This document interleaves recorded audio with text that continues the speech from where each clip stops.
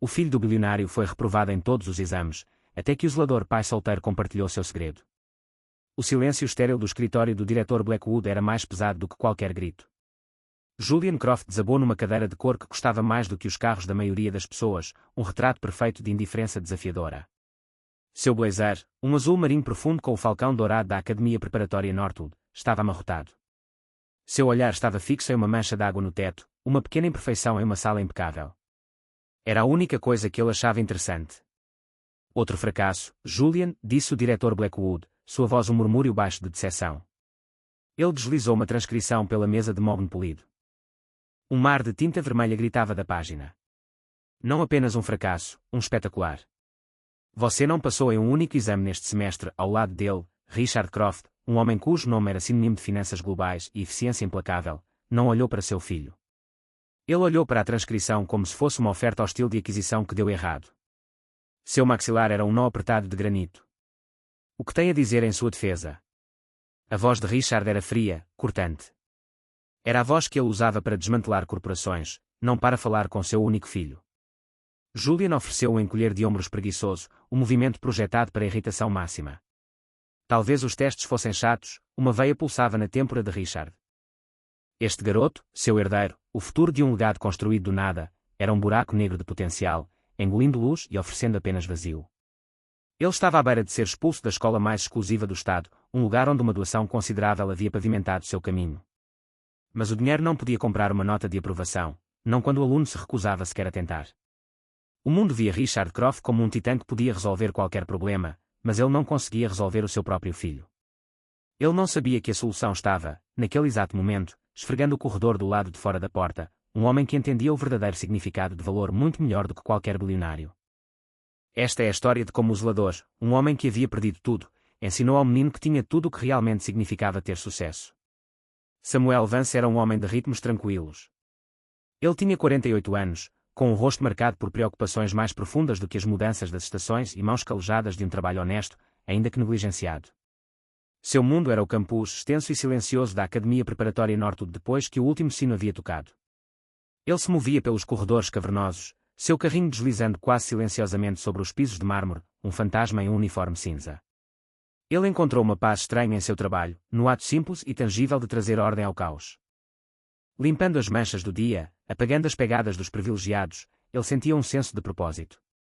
Sua vida estava contida dentro das paredes de um pequeno apartamento de 2 quartos que cheirava perpetuamente a livros antigos e canela. Era um contraste gritante com a grandeza estéril de seu local de trabalho.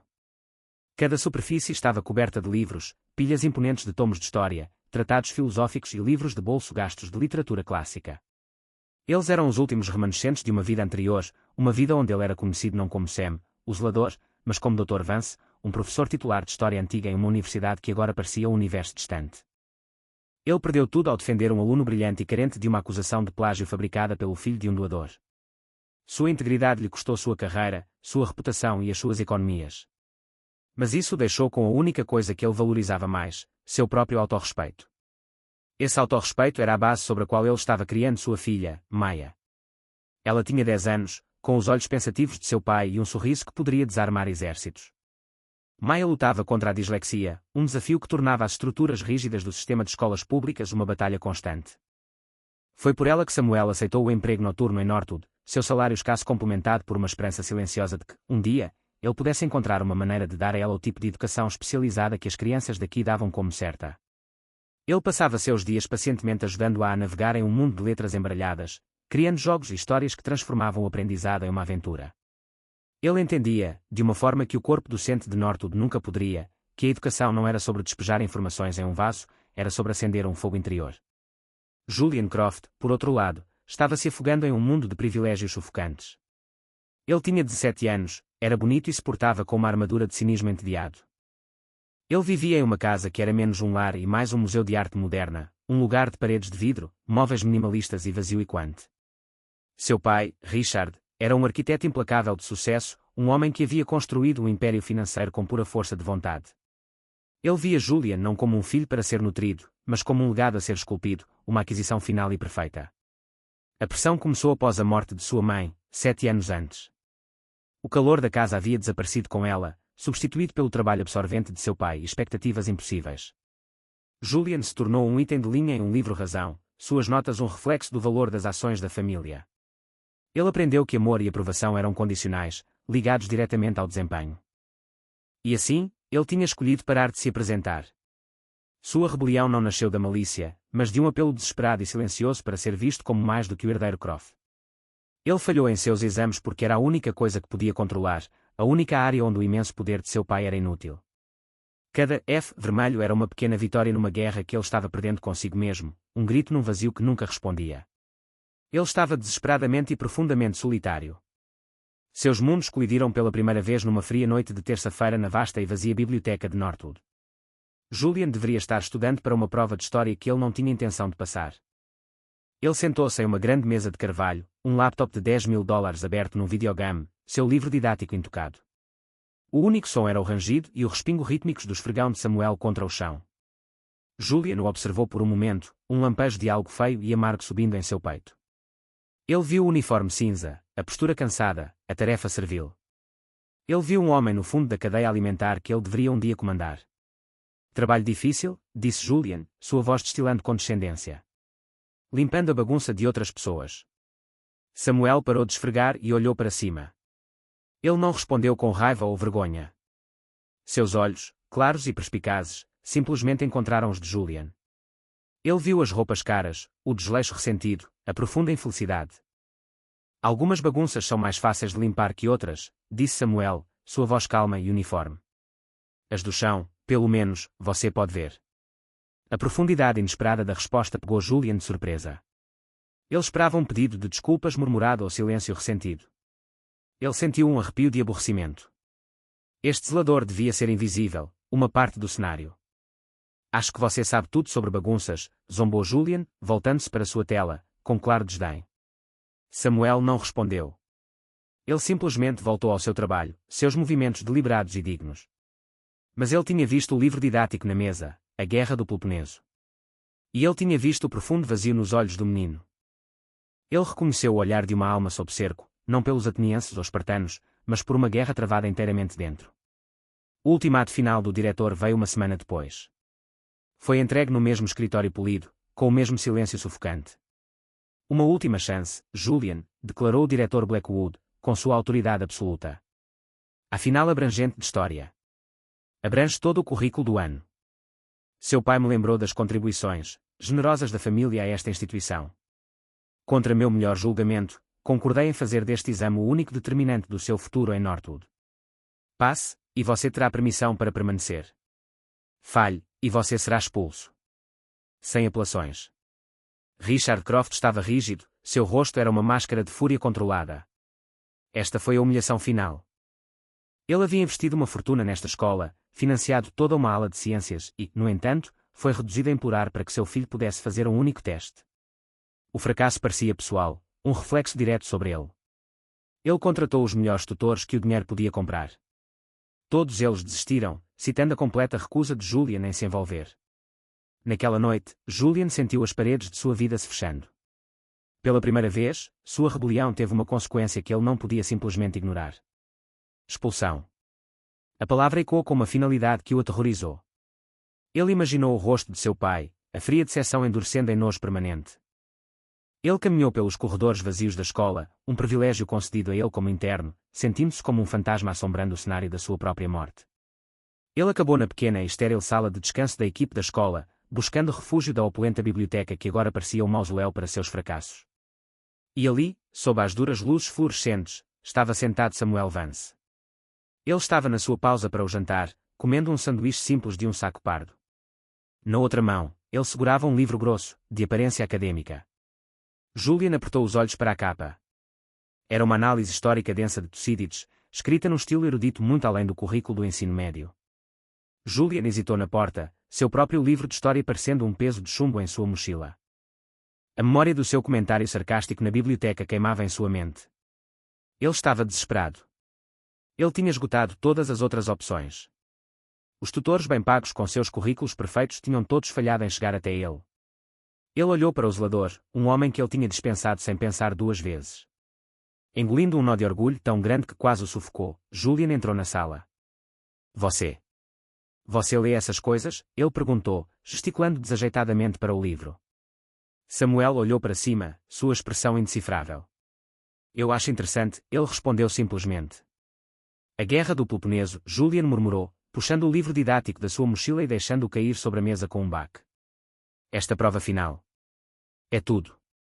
Eu não entendo. É só um monte de caras mortos lutando por pedras. Samuel fechou o seu livro, dando a Julian sua total atenção. Ele viu o pânico cru por trás da bravata do garoto. Ele viu uma pessoa se afogando que finalmente tinha decidido pedir ajuda. Não é sobre pedras e caras mortos, Samuel disse suavemente. É sobre orgulho. É sobre uma cidade que ficou tão poderosa e arrogante que pensou que nunca poderia perder. É sobre como o medo pode fazer pessoas boas fazerem coisas terríveis. É sobre uma guerra longa e desgastante que destruiu as próprias coisas que eles estavam lutando para proteger. Ele fez uma pausa, seu olhar encontrando o de Julian diretamente. Alguma dessas coisas soa familiar. Pela primeira vez, alguém tinha traduzido o texto morto para uma linguagem que Julian entendia. As palavras ressoaram com os conflitos não ditos da sua própria vida, o orgulho do seu pai, seu próprio medo, a guerra desgastante em sua própria casa. Ele ficou ali, sem palavras. Eu tenho que passar neste teste, Julian disse, sua voz mal sendo um sussurro. Eu tenho uma semana. Você pode.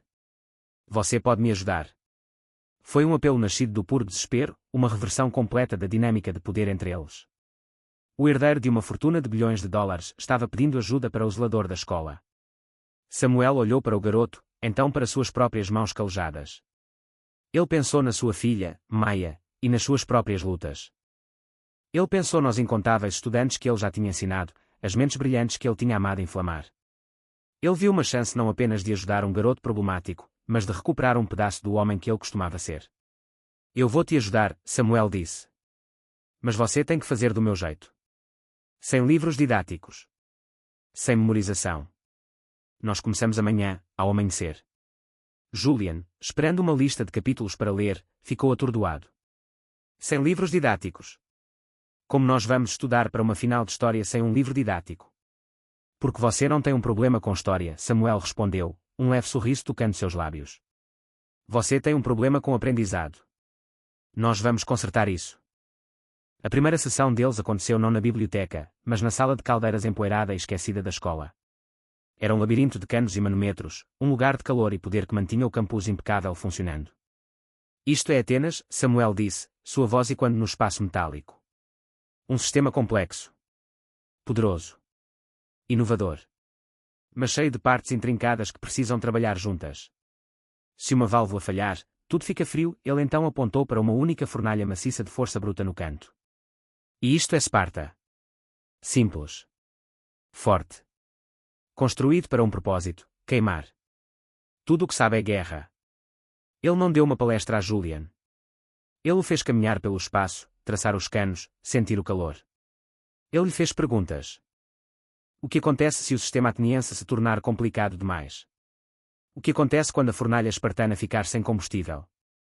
Ele estava ensinando história como um sistema vivo, uma série de causas e efeitos, de escolhas e consequências humanas. Pela primeira vez, Julian não estava lendo sobre história, ele estava vendo e sentindo. Na semana seguinte, Samuel transformou todo o campus em sala de aula. O campo atlético da escola tornou-se as planícies de maratona, onde uma força ateniense menor e mais ágil derrotou o exército persa pesado. Julian não foi informado da estratégia, ele foi feito para correr o campo, para sentir o esgotamento, para entender por que uma força mais leve, mas mais motivada, poderia vencer. A sala de reuniões onde seu pai atuava como administrador se tornou o cenário para o diálogo meliano, e Samuel fez Julian defender o lado dos melianos, forçando-o a articular a luta de um pequeno estado contra um império implacável. Eles estão apenas tentando ser deixados em paz.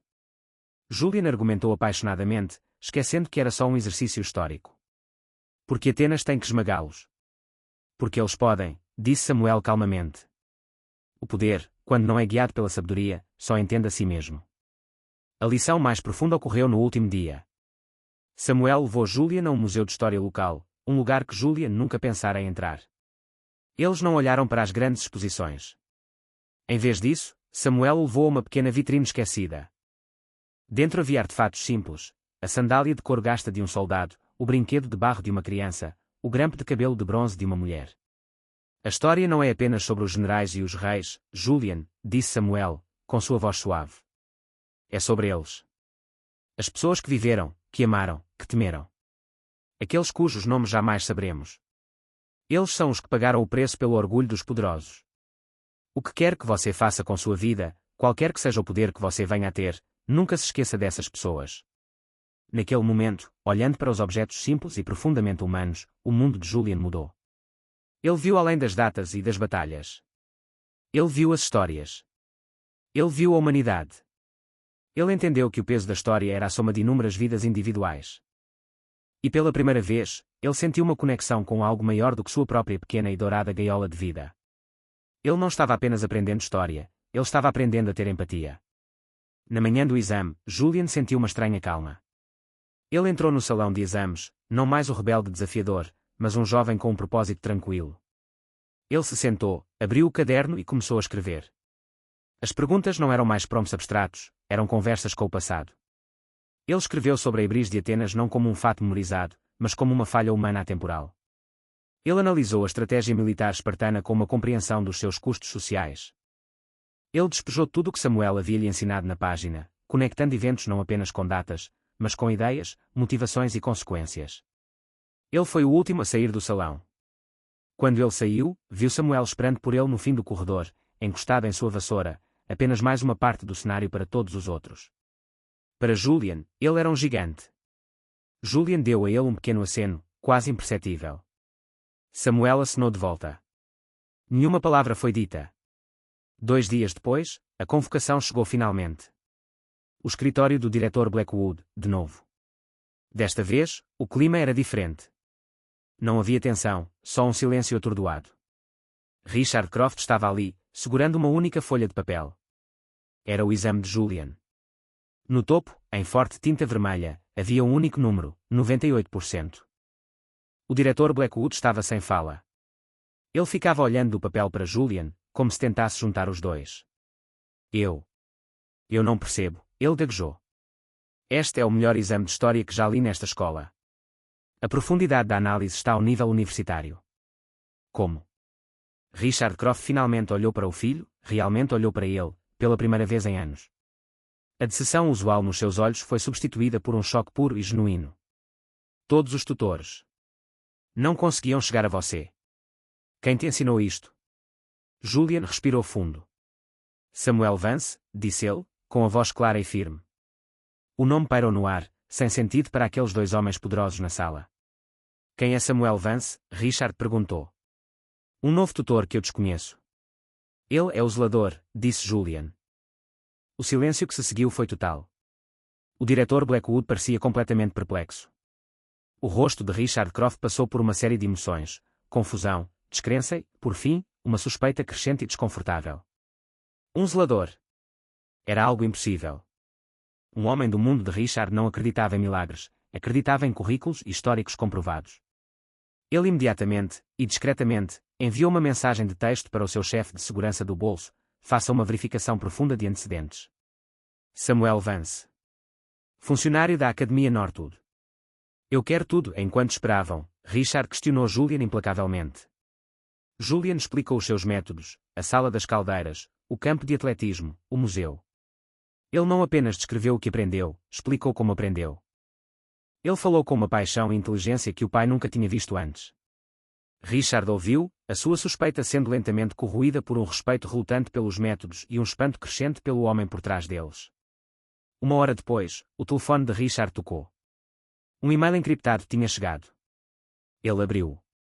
O arquivo era extenso. Ele leu, os seus olhos arregalando a cada linha. Dr. Samuel Vance. Ph.D. em História Antiga, summa cum laude. Autor publicado de 2 livros históricos bem considerados.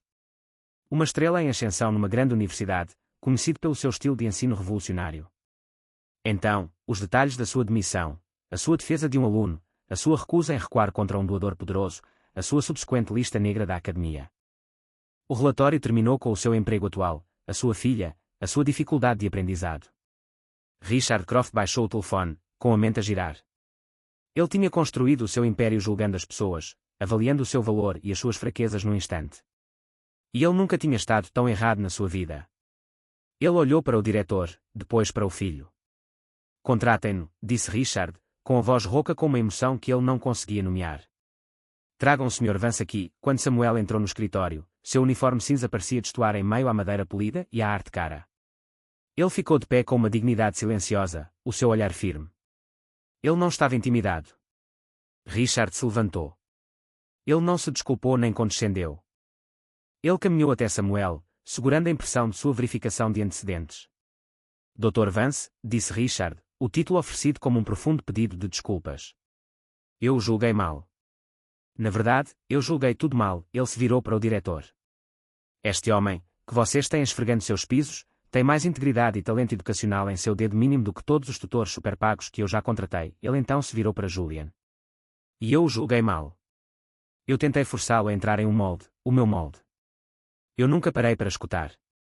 Eu nunca tentei compreender. O que ele te deu não foi tutoria. Foi uma educação. Algo que eu, com todo o meu dinheiro, não consegui fornecer. Foi o mais perto que Richard Croft já chegou de admitir a culpa, uma proclamação pública de seu próprio fracasso e do incrível sucesso de Samuel. No dia seguinte, Richard Croft convocou Samuel para sua sede corporativa no centro da cidade. O escritório era um testemunho de poder, um posto de paredes de vidro no alto da cidade. Ele ofereceu a Samuel um emprego. Um cargo executivo chefiando a divisão filantrópica de educação Croft, com um salário que resolveria todos os seus problemas financeiros para toda a vida. Samuel ouviu pacientemente, respeitosamente. E então, ele educadamente recusou. Sr. Croft, disse ele, com a voz calma. Eu agradeço sua oferta incrivelmente generosa. Mas um escritório de canto não é onde eu faço meu melhor trabalho. Minha paixão não é gerenciar orçamentos ou sentar em reuniões da diretoria. Minha paixão está nas salas de máquinas.